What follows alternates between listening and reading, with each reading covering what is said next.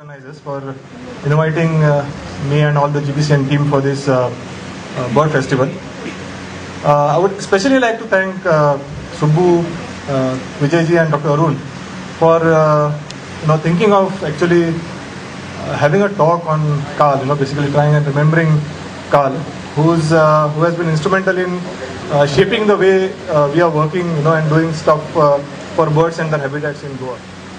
And then he joined the BNHS as a staff artist in 1986, and I think this is where the Carl De Silva that we know was really born. He rubbed shoulders with the who's and who of the natural history world in the country. He learned a lot of stuff here. Actually, got to handle specimen, spend a lot of time on the field. This is where he did not only just remain an artist. I think he went much beyond. Not only a birder, but a very keen observer of wildlife. Started taking notes. For that matter, he had very good knowledge of anatomy, morphology of birds and animals. He was just not an artist. And I guess he made friends for life. The first time I remember I met him in Goa, and he would instinctively sometimes pick up his phone and say, I'll call up Asad. And I used to wonder who's Asad. But then I realized it's Dr. Rahmani that he would refer by his first name, and whenever he felt like he would just make a call.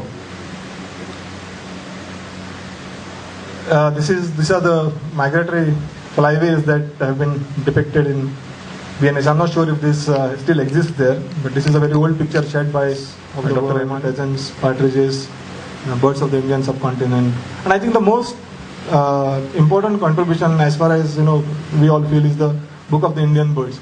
This book is as much about Carl as it is about Salim Ali. All the text, everything is fine, but without those beautiful illustrations, the text is no good.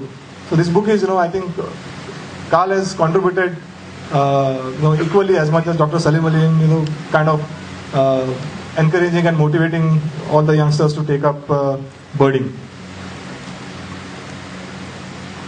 I think this has been one of his biggest achievements. I think he's the first Indian and to date the only Indian artist to be selected to exhibit by the UK-based Wildlife Art and Society of Wildlife Artists in its annual juried show. I'm not sure which year this was, but he's the only Indian artist till date.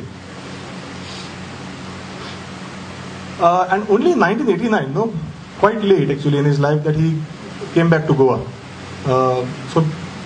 He worked for a few years in the BNHS. Of course, his association still continued, but he returned to Goa, settled down in Goa, and he started really getting involved in all the environmental issues in the state. He also was on the executive committee of the WWF for quite some time.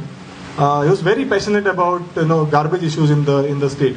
So I've been witness to him stopping people on the road, shouting at them for dumping and stuff. So he was very passionate about the garbage issue in the state.